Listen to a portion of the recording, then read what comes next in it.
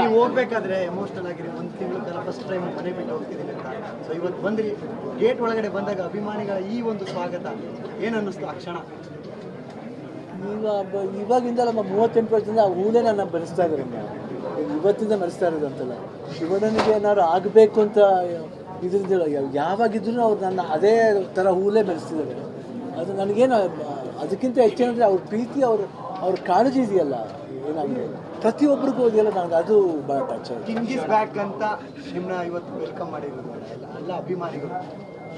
King is back ಅಂತ. King will be always back. Particular ಆಗಿ ಒಂದಿಷ್ಟು ಪಾತ್ರಗಳ ಮುಖಾಂತರ ಅಭಿಮಾನಿಗಳಿಗೆ ಇನ್ಸ್ಪಿರೇಷನ್ ಆಗುವಂತ ಬೇರೆ ಇರುತ್ತೆ. ಇಂಥದ್ದೊಂದು ಸಂದರ್ಭನೂ ಕೂಡ ಗೆದ್ದು ಈಗ ನೀವು ಇನ್ಸ್ಪಿರೇಷನ್ ಆಗ್ತಾ ಇದ್ದಾರೆ. ಯಾಕಂದ್ರೆ ಸಹಜವಾಗಿ ಇಂಥದ್ದೊಂದು ಸಂದರ್ಭ ಬಂದಾಗ ಫೇಸ್ ಮಾಡೋದು ತುಂಬಾ ಡಿಫಿಕಲ್ಟ್ ಆಗಿರುತ್ತೆ, ಸಹಜವಾಗಿ ಕುಗ್ಗಿ ಹೋಗ್ತಾರೆ. ಸೊ ಅಂತ ಸಂದರ್ಭಗಳನ್ನು ಫೇಸ್ ಮಾಡೋರ್ಗೂ ಕೂಡ ಈ ಸಿಚುವೇಶನ್ ಇನ್ಸ್ಪಿರೇಷನ್ ಆಯಿತು. ಧೈರ್ಯ ಕೊಡೋರು ಇವರು ಜಾಸ್ತಿ ಮನೆಯವರು ಇಲ್ಲೇ ಪಕ್ಕದಲ್ಲೇ ಇದ್ದಾರೆ. ಅವರು ಇರ್ಬೋದು, ಫ್ರೆಂಡ್ಸ್ ಇರ್ಬೋದು, ಆ್ಯಂಡ್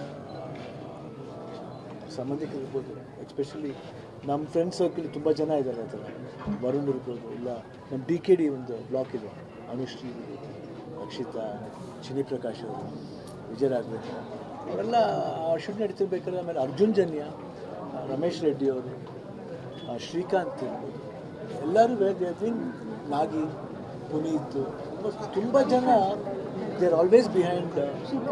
ಧೈರ್ಯ ಇದೆ. ಆಮೇಲೆ ಏನಾಗುತ್ತೆ ನನಗೆ ಅದ್ರ ಬಗ್ಗೆ ಕೇರ್ ಇಲ್ಲ. ಓಕೆ ನೋಡೋಣ ಅಷ್ಟನ್ನೇ ಇದ್ದಿದ್ದೆ ಹೊರತು ಏನಾಗ್ಬೋದು ಹೆಂಗಾಗ್ಬೋದು ಅಂತ. ಬಟ್ ಡಾಕ್ಟರ್ ಮನೋರು ಅದೇ ಹೇಳ್ತಿದ್ರು, ನೀವು ಧೈರ್ಯ ಮೆಚ್ಚಬೇಕಾದ್ದು, ಹೆಂಗೆ ಓಪನ್ ಆಗಿ ಹೇಳಿದ್ದೀರಾ. ಇವತ್ತು ಒಂದು ಇನ್ಸ್ಪಿರೇಷನ್ ಆಗಿದೆ. ಅವ್ರು ಬಂದು ಇನ್ನೇನಿಲ್ಲ ಆಗಿ ಎಲ್ಲ ಆಯಿತು. ಒಂದು 3-4 ಡೇಸ್ ರಿಪೋರ್ಟ್ ಬಂತು, ಪ್ಯಾಥಾಲಜಿ ರಿಪೋರ್ಟ್ ಬಂದು ಕ್ಯಾನ್ಸರ್ ಫ್ರೀ ಅಂತ ಬಂತು. ಸೊ ಅದೇ ಹೈಯೆಸ್ಟ್. ಅದಕ್ಕಿಂತ ಇನ್ನು ಹೆಚ್ಚು ಇನ್ನೇನು ಬೇಕು ಹೇಳಿ.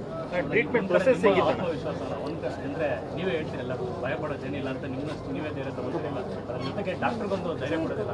ಶಿವಣ್ಣ ನೀವೊಂದು ಮುಗಿದ ಮೇಲೆ ನಿಮ್ಮ ಚಾಡಿ ನೀವು ಸ್ಟಾರ್ಟ್ ಮಾಡಿಬಿಡಿ. ಆ ಥರದೊಂದು ಆತ್ಮವಿಶ್ವಾಸ, ಈ ಥರದೊಂದು ಸಮಸ್ಯೆ ಇರೋರಿಗೆ ಒಂದು ದೊಡ್ಡ ಪಾಠ ಆಗಿರುತ್ತೆ ಅಂತ ಆತ್ಮವಿಶ್ವಾಸ ಇರ್ತಾರೆ ಎಲ್ಲ ಇರ್ಬೋದು. ಇಲ್ಲಮ್ಮ, ಎಲ್ಲ ಮನುಷ್ಯನಿಗೂ ಸ್ವಲ್ಪ ಭಯ ಅನ್ನೋದು ಇದ್ದೇ ಇರುತ್ತಮ್ಮ. ಜೊತೆಯಲ್ಲಿ ಧೈರ್ಯವಾಗಿ ಹೋಗ್ಬೇಕಷ್ಟೇ. ಏನೇ ಆಗಲಿ ಪರವಾಗಿಲ್ಲ ಅಂತ ಮುಂದೋಗ್ಬೇಕಷ್ಟೇ. ಟ್ರೀಟ್ಮೆಂಟ್ ಪ್ರೊಸೆಸ್ ಹೆಂಗಿದೆ? ಯಾಕಂದರೆ